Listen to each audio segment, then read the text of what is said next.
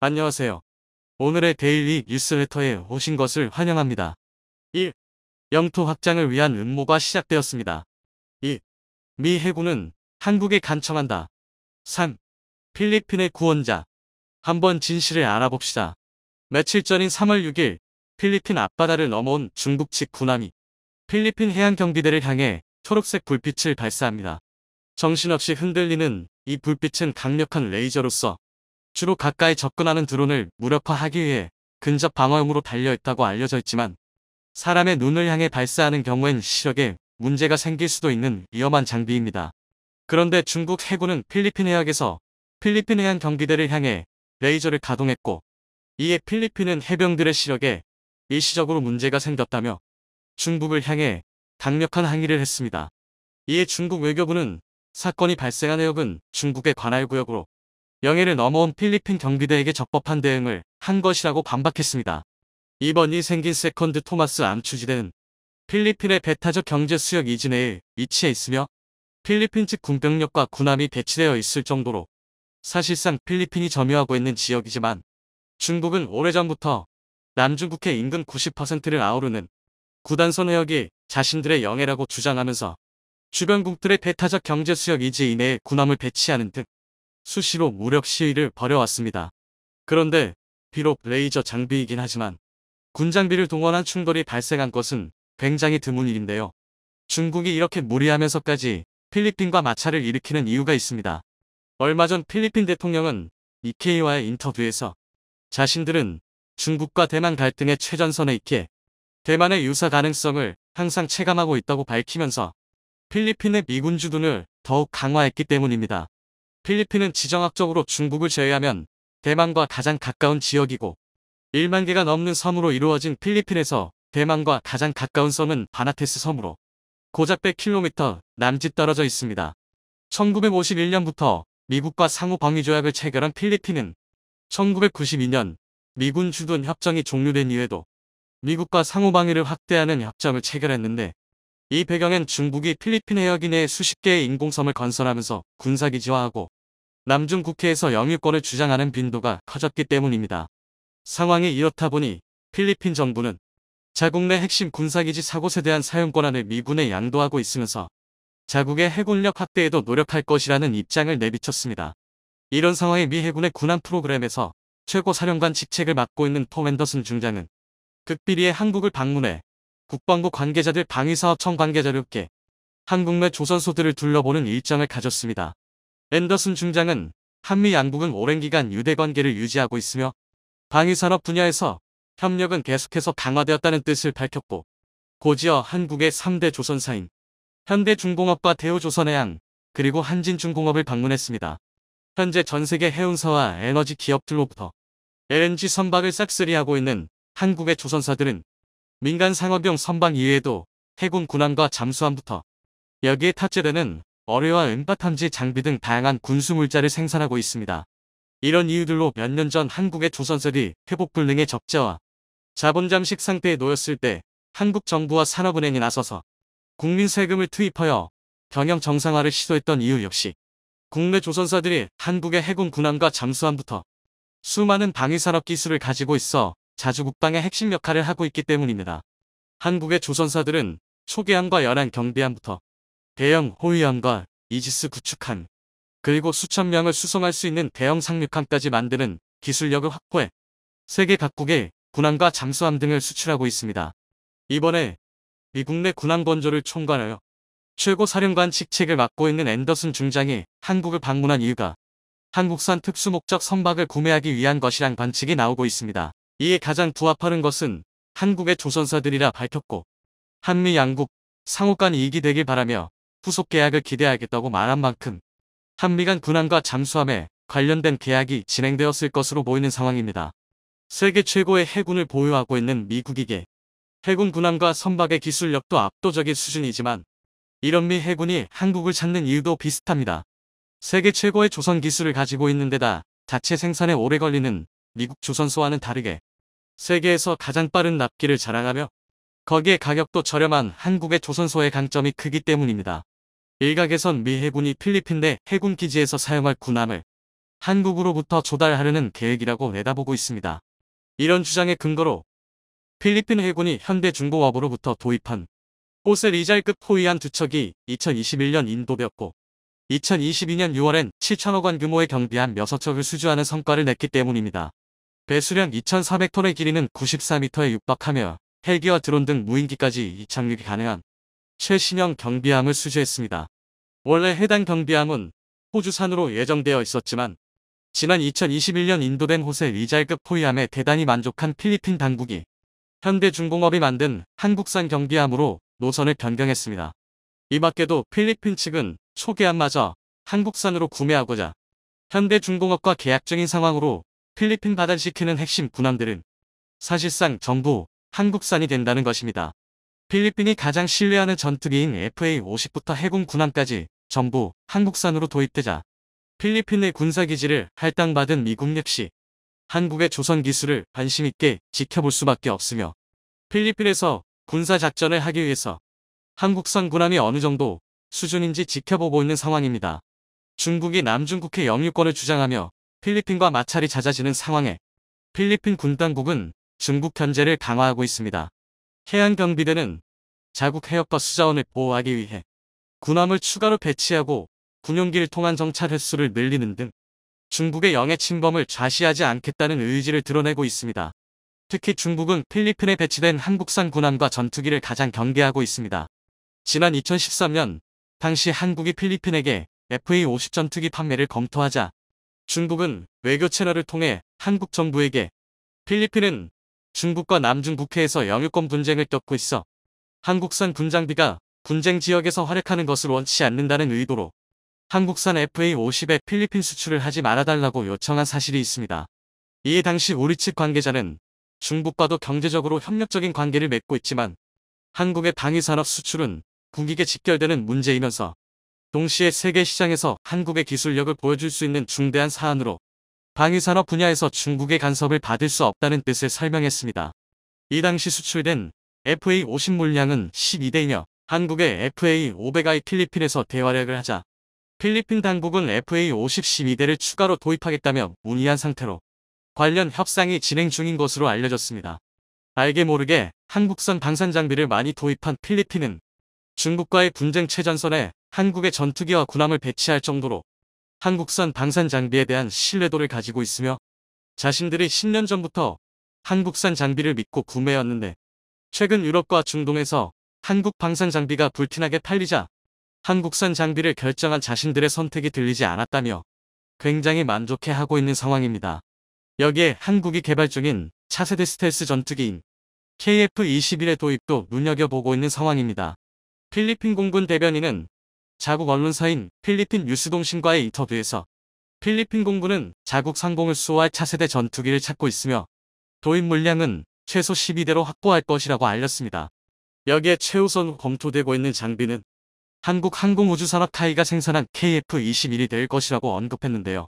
FA-50과 군함 도입 사업에서 쌓인 신뢰로 한국산 장비에 대해 긍정적인 이미지가 생겼으며 KF-21의 경우 4.5세대급 성능을 갖추고 있어 가장 큰 상대국인 중국과 대등하게 겨룰 수 있는 데다 가장 중요한 5세대로의 업그레이드 역시 가능하게 스텔스 성능 또한 무리 없이 갖출 수 있다는 것입니다. 필리핀 군당국은 90년대 미국과 상호 방위 조약이 종료되면서 보유하고 있던 F-5 전투기들을 모두 퇴역시켰고 현재 필리핀 상공을 지키는 전투기는 FA-50이 유일합니다. 현재 KF-21 보라매가 수차례 시험 비행에 성공하면서 초음속의 벽도 뚫어버리자 필리핀 입장에선 저평가된 한국산 방산 장비를 안정적으로 확보하려는 욕심이 생길 수밖에 없습니다. 필리핀 공군 대변인의 발언에 따르면 KF-21 보라매의 2200회가량의 시험 비행이 끝나게 된 2026년에 도입 계약을 진행하고 2027년과 2029년 내로 KF-21을 넘겨받는다는 계획입니다. 이번 필리핀의 다목적 전투기 도입 사업이 KF-21로 성사되면 한국 입장에서 상당히 긍정적인 부분이 있습니다. 필리핀은 현재도 다양한 분야에서 중국과 충돌하고 있어 한국의 방산 장비에 실전적인 데이터를 쌓을 수 있다는 장점이 있어 여기서 얻은 데이터로 우리가 중국을 상대할 때 어떤 부분에서 강점이 있는지 그리고 어떤 부분에서 보완해야 할 점이 있는지 파악할 수 있게 된다는 점입니다. 두 번째로 규모의 경제 실현입니다.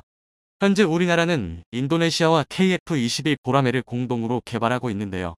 인리 당국의 연구개발 비용도 제대로 납부하지 않고 있음에도 공동으로 개발을 추진하는 이유는 KF-21을 우리나라만 단독으로 도입하는 것보다 해외에 수출하게 되면 생산 대수가 증가해 한 대당 생산 단가많이 낮출 수 있다는 점입니다.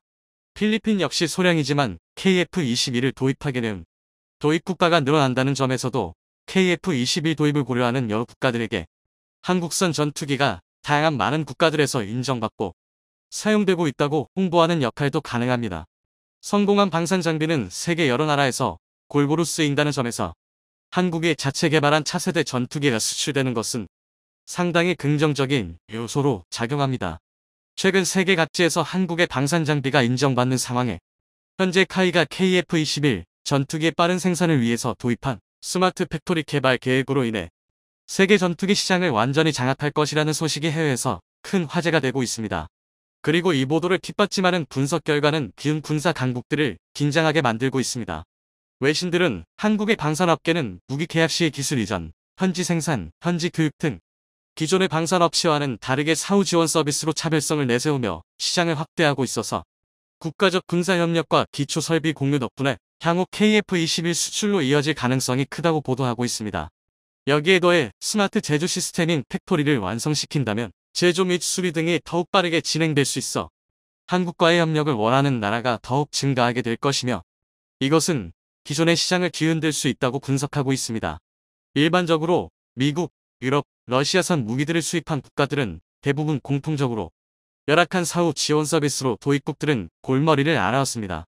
수입한 무기나 장비에 고장이 나거나 부품 교체 주기가 다가올 경우 제품 공급 업체가 제때 해결해주지 않아서 장기간 시간을 소모하기 때문인데요. 이는 특히 전투기, 전차, 전투함과 같은 고가의 장비일수록 심해집니다. 무기의 특성상 항시 전투 준비 태세를 갖추고 있어야 하는데 이러한 시간적 소모는 무기의 실효성을 전혀 살릴 수 없게 되는 것입니다. 예를 들면 전투기 수리 경우 미국이 짧게는 2개월 길게는 1년가량 소모되기도 하며 유럽산은 아예 1년을 넘기는 경우가 다반사라는 게 일반적이라고 합니다. 반면 우리 방산 기업들은 어지간하면 이달 내에 문제를 해결해 주려고 노력한다는데요. 그러다 보니 한국산 방산 제품을 써본 국가들은 다시 한국산 제품을 또 찾게 되는 것이죠. 또한 단순히 제품만 파는데 그치지 않고 여러가지 지원을 해주면서 고객 국가의 산업계와 동반 성장하는 윈윈 전략도 방산 한류의 비결로 손꼽히고 있는데요. 우리 군 관계자는 안보 협력 차원에서 해외에 나가보면 우리나라의 무기를 사용해보고 제품 품질과 사후 서비스에 감동받았다고 칭찬하는 경우를 자주 접할 수 있었다면서 우리 방산기업이 단순히 수출로 돈을 버는 게 아니라 한국 무기 도입국들과 깊은 신뢰와 우를 쌓으며 국위 선양을 하고 있다는 걸 실감하는 일들이 많이 있다고 이야기하기도 했습니다. 이처럼 높은 품질과 다양한 서비스에 더해 AI가 결함된 스마트 팩토리 시스템 구축으로 인한 빠른 생산성은 한국의 방산 시장을 더욱 확대시킬 것으로 분석되고 있는데요.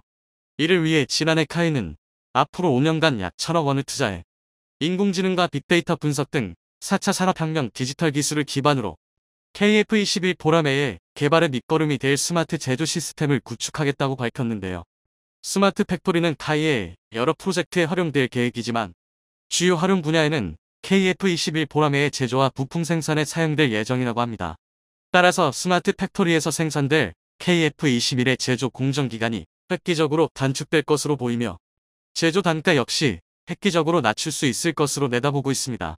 카이는 첫 번째 목표치인 120대 생산에 대략 2년 정도 더 빠르게 도달할 것이라는 자신감을 보이고 있습니다.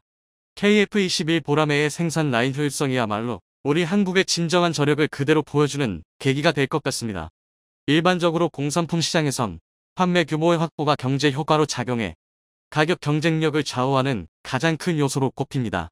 많이 팔수록 생산 단가가 낮아져 판매에 유리한 가격 결정력을 갖게 되는데요. 그런 측면에서 본다면 전 세계 시장의 대부분을 선점한 주요 선진국 방산 기업들은 판매 규모의 경제 효과로 후발주자들보다 우위를 점할 수 있었습니다. 더구나 선진국들의 방산 기업들은 차세대 기술에 대한 선행 투자로 일찌감치 앞선 성능의 무기와 장비를 다수 확보한 상태이죠.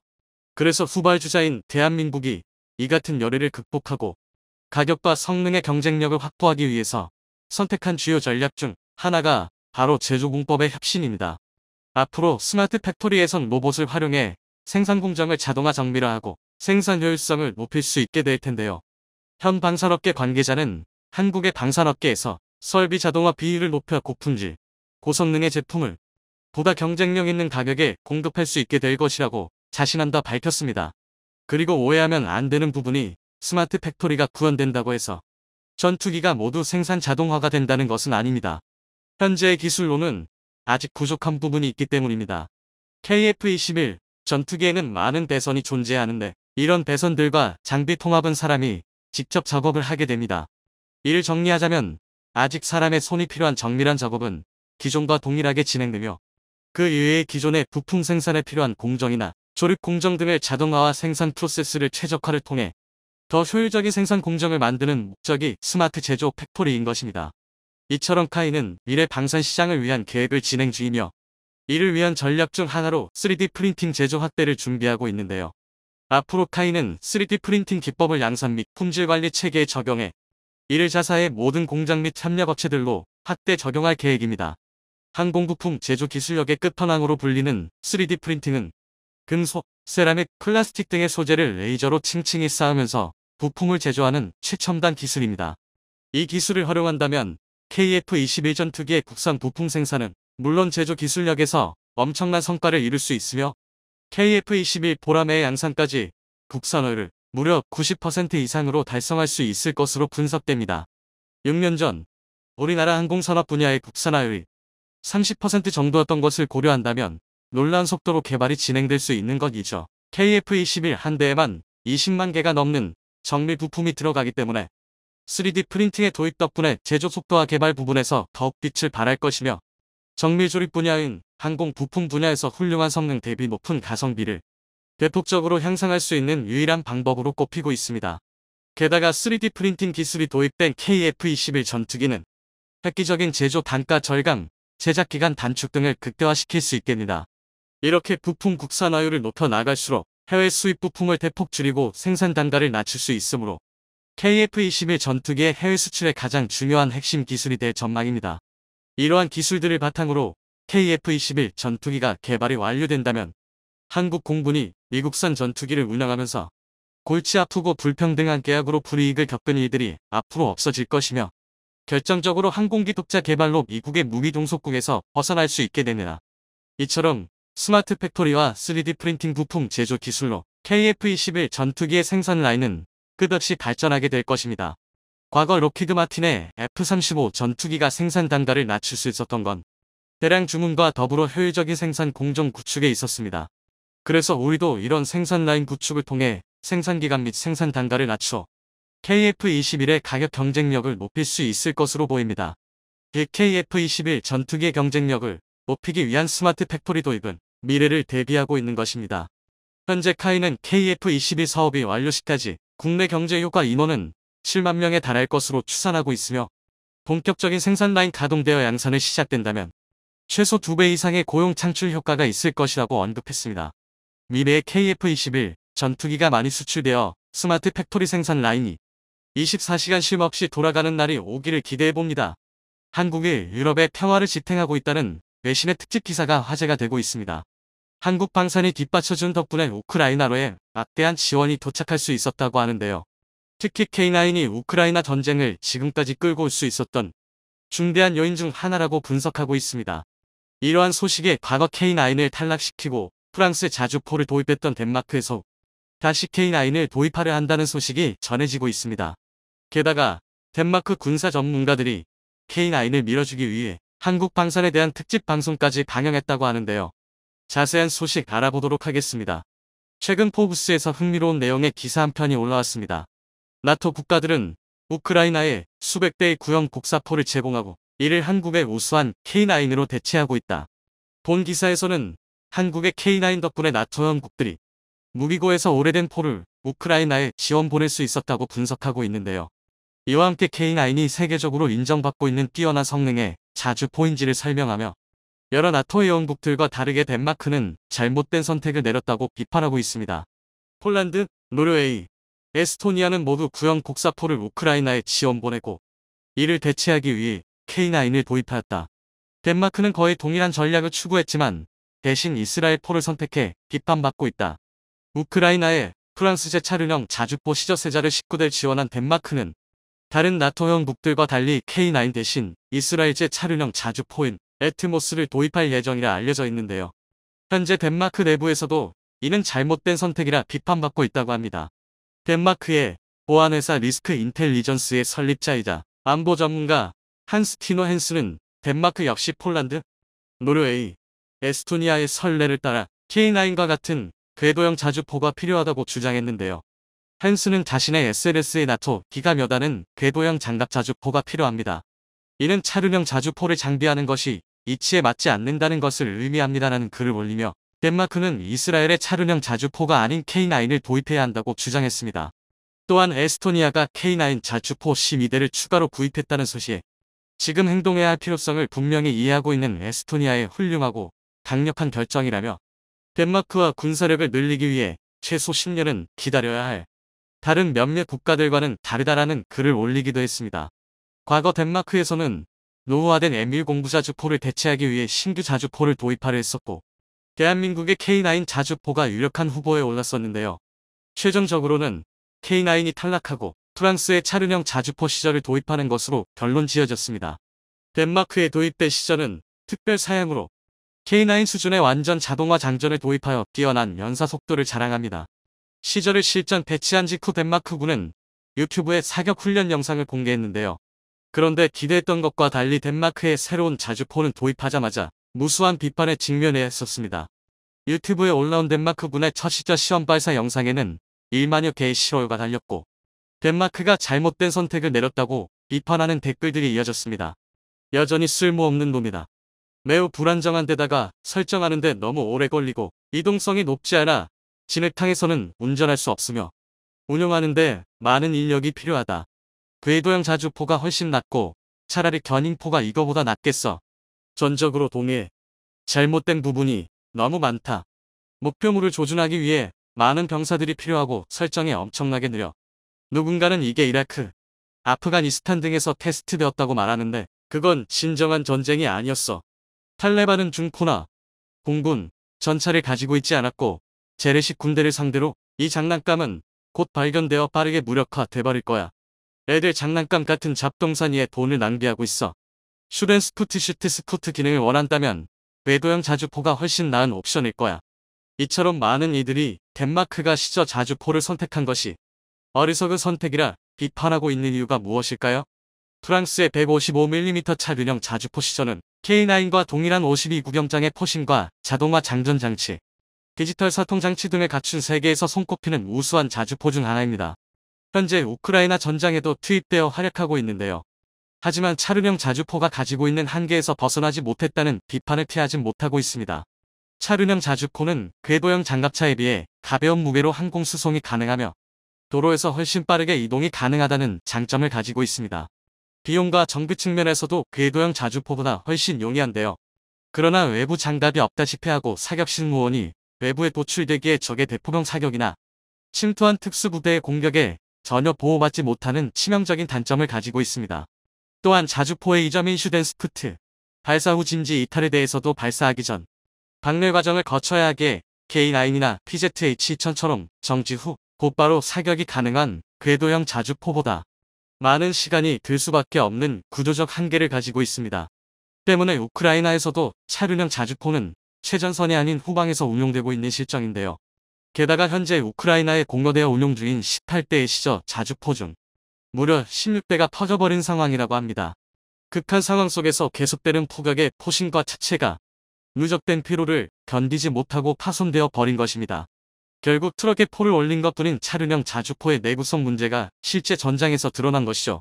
이러한 여러 문제점들 때문에 우리나라와 미국을 비롯한 대부분의 국가에서 외부 장갑을 갖추고 구조적으로 안정적이면서 박멸 과정 없이 사격 후 즉시 이탈이 가능한 궤도형 자주포가 각광받고 있는데요. K9이 세계적인 베스트셀러가 될 수 있었던 이유도 완성도 높은 궤도형 자주포이면서도 차륜형 자주포 정도의 가격을 갖추고 있었기 때문입니다. 현재 덴마크 군 내부에서도 당시 시저가 아닌 K9을 도입했어야 했다는 여론이 불거지고 있는데요. 이번 우크라이나에 대한 군사 지원에서 덴마크 군이 보유하고 있는 시저 거의 전량을 지원 보냈다고 합니다. 덴마크 육군은 현재 총 24대의 시저를 보유하고 있었는데 우크라이나에 고중 19대 지원 보냈다는 사실이 밝혀졌습니다. 장비 가동률까지 고려한다면 작동되는 자주포는 거의 전부 보냈다는 것을 알 수 있습니다. 아무리 우크라이나 지원이 시급한 상황이라지만 도입한 지 5년밖에 되지 않은 신무기를 거의 전부 보내버렸다는 것은 의미심장한 일입니다. 뿐만 아니라 프랑스가 최근 우크라이나로 지원 보낸 12량의 시저 자주포가 덴마크에서 주문했던 물량이었다는 사실이 밝혀졌습니다. 덴마크에서 무기 수령을 포기하고 우크라이나에 지원 보내는 것에 동의했다는 것이죠. 이쯤 되면 덴마크 군에서도 시저 도입을 후회하고 있다는 소문이 사실인 것 같은데요. 앞서 말했듯이 우크라이나 지원으로 자주포, 전력이 비어버린 덴마크가 이스라엘의 차륜형 자주포 애트모스 2000을 도입하려 한다는 소문이 돌고 있습니다. 그러나 국방부의 결정이 여론의 강력한 반대에 부딪히고 있다고 합니다. 이스라엘에서 개발한 애트모스 2000 자주포는 시저와 거의 유사한 스펙의 차륜형 자주포이지만 시저의 장점이었던 자동 장전 장치도 갖추어지지 않아 오히려 연사 속도는 더 느려졌습니다. 콜롬비아에서도 시저 자주포를 도입하기 직전 계약을 철회했다는 소식이 전해졌습니다. 세부 사항까지 협상이 완료되고 최종 계약서에 사인만 하면 되는 상황에서 콜롬비아 측에서 마음을 바꾼 것인데요. 정확한 이유는 밝혀지지 않았지만 군 전문가들은 우크라이나 전황이 콜롬비아의 판단에 영향을 미쳤을 것이라 보고 있습니다. 덴마크에서는 한국 방산이 여기까지 성장하여 이제는 덴마크에서도 한국 무기를 필요로 하는 상황에 깊은 감명을 받은 것 같은데요. 한국 전쟁 당시 덴마크는 MS 유틀란디아 병원선을 통한 대규모 의료 지원을 보내왔었습니다. 당시 덴마크 사람들이 본 한국은 전쟁으로 인해 황폐화되어 도움의 손길이 필요한 나라였는데 지금은 세계에서 손꼽히는 선진국이자 세계적인 방산 수출 국가가 되었으니 감회가 남다를 만도 한 것 같은데요. 최근 덴마크에서는 한국 방산이 어떻게 여기까지 발전할 수 있었는지 분석하는 특집 방송을 방영했습니다. 본 영상에서는 덴마크 군사 전문가가 한국 방산이 세계 최고의 성장률을 보여주며 어떻게 프랑스와 독일을 제치고 유럽의 변기창 역할을 수행할 수 있었는지를 분석하고 있는데요. 방송에서는 한국 방산이 유럽에서 주목받고 있는 이유로 4가지를 거론했습니다. 거대한 공업 국가인 한국은 방산 분야에 있어서도 뛰어난 인프라를 갖추고 있으며 한국군의 요구에 따라 대규모 생산 라인을 유지하고 있어 요구하는 즉시 신속한 생산과 납품이 가능합니다. 자국 무기를 해외에서 제조하는데 매우 인색한 미국과 달리 한국은 무기 수출 사업에 있어 유연한 사고방식을 보여주고 있어 계약 성사율이 매우 높습니다. 이는 북한의 위협에 맞서기 위해 자연스레 형성된 규모의 경제 덕분이죠. 손 한 자루 만들지 못했던 한국은 세계적인 군사 기술력을 보유한 군사 강국이 되었습니다. 이러한 4가지 이유들 때문에 폴란드를 비롯한 유럽 여러 국가들이 한국 무기를 선택했다고 설명했습니다. 또한 PZH-2000, 시저 등 유럽의 대표 자주포들과 K9 자주포를 비교하며 얼마나 훌륭한 무기 체계인지를 거듭해서 강조하고 있습니다. 우크라이나에서 벌어지고 있는 전면전을 통해 현대전장에 맞는 형태의 자주포가 무엇인지 확실하게 판가름 나고 있습니다. 덴마크에서도 과거의 선택을 후회하고 있는 지금 최고의 효자 상품 K9이 또 한 번 대규모 실적을 가져올 날이 멀지 않은 것 같습니다.